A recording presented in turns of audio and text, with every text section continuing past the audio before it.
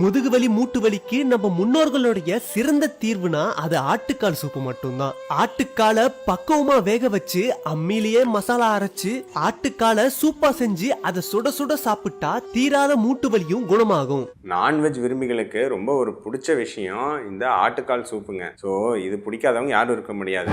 ஆட்டுக்கால் சூப் சாப்பிட்டா உங்களுக்கு மூட்டு வலி குணமாகுமா? சயின்டிஃபிக் உண்மை என்ன பார்த்துருவாங்க.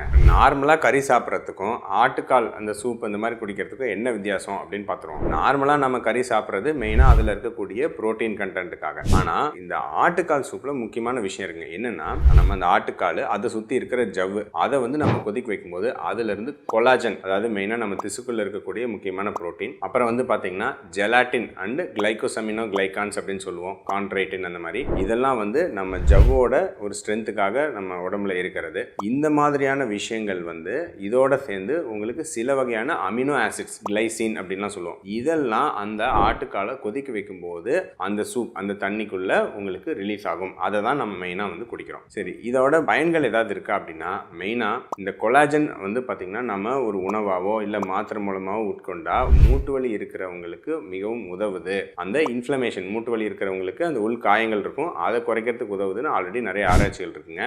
டைரக்டா ஆட்டுக்கால் சூப்பையே ஒரு குரூப் ஆஃப் பீப்புளுக்கு கொடுத்து 2016 ஒரு ஆராய்ச்சி பண்ணி பார்த்துருக்காங்க. அவங்களுக்கு ஜாயிண்ட் பெயின் சிம்டம்ஸ் நல்லாவே குறையுது அப்படின்னு சொல்லிட்டு இந்த போன் பிராத் கொடுத்து டெஸ்ட் பண்ணி பார்த்துருக்காங்க. ஏன்னா அதில் இருக்கக்கூடிய இந்த ஜெலாட்டின்ஸ் அதெல்லாம் ரிலீஸ் ஆகிறதுனால அப்படின்னு சொல்லியிருக்காங்க. இது இல்லாமல் அந்த கிளைசின்கிற அமினோ ஆசிட் பொதுவாகவே நம்மளுடைய வயிறு ஆரோக்கியத்துக்கு நல்லது. நம்ம நிறைய லீக்கி கட் ஹெல்த்லாம் நிறைய சொல்லிட்டு இருக்கோம் இல்லைங்க, அந்த வயிறு ஆரோக்கியத்துக்கு அதில் இருக்கக்கூடிய கிளைசின் அமினோ ஆசிட் உதவுது அப்படின்னும் ஆராய்ச்சிகள் சொல்லியிருக்கு. இது இல்லாமல் வேற சில ட்ரேஸ் மினரல்ஸ் அதெல்லாம் கிடைக்கும். பட் மெயின் இந்த கொலாஜன், இந்த ஜெலாட்டின், இந்த அமினோ ஆசிட்ஸ், இதுதான் முக்கியமான விஷயங்க. இதில் முக்கியமான பாயிண்ட் ஒன்று சொல்லிடுறேங்க. நம்ம நார்மலாக ஆட்டுக்கால் சூப் வைக்கிற மாதிரி இல்லாமல் நம்ம போன் பிராத்ன்னு சொல்லுவோங்க. அதாவது ஆட்டுக்காலை மெதுவான ஹீட்டில் கிட்டத்தட்ட 10லேருந்து 12 மணி நேரம் அப்படியே தண்ணியில் கொதிக்க விட்டு அந்த தண்ணி குடிச்சாதான் அந்த போன் பிராத்தில் மேக்சிமம் இந்த கொலாஜன் அப்புறம் இந்த ஜெலாட்டின் இதெல்லாம் இருக்கும். நார்மலாக நாம ஒரு அரை மணி நேரம் அந்த மாதிரி கொதிக்க வைக்கிறதுல இது கொஞ்சம் கம்மியாக இருக்கும் அப்படின்னு ஆல்ரெடி ஸ்டடீஸில் ப்ரூவ் பண்ணியிருக்காங்க.